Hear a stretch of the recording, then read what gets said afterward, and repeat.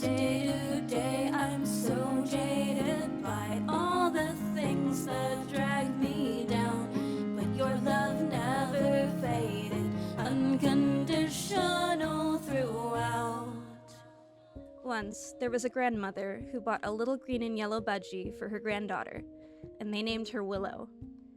None of them gave her a lot of attention as they weren't experienced with birds, so she was just a pretty little bird who sang beautifully from her cage atop a dresser.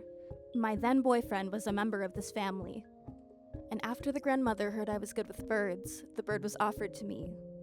Upon seeing how feisty and energetic she was in the shoebox I took her home in, I noticed that the name Willow didn't fit her very well. I took her home and renamed her Banana for her green and yellow feathers. In reality, I was terrified. I had never had a bird completely of my own. But as time went on, Banana grew comfortable with her new home.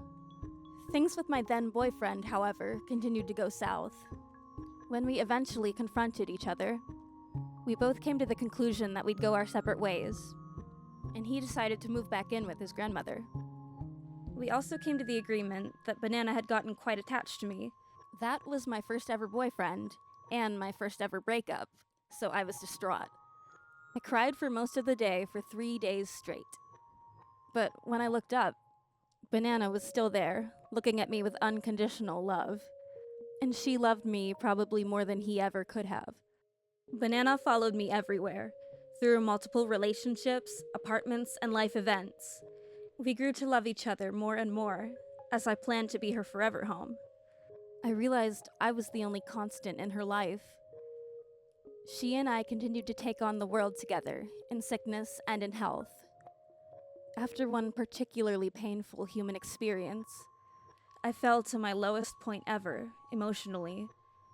When I could see no light at the end of that tunnel, I looked up, and again, saw my tiny girl chirping for me.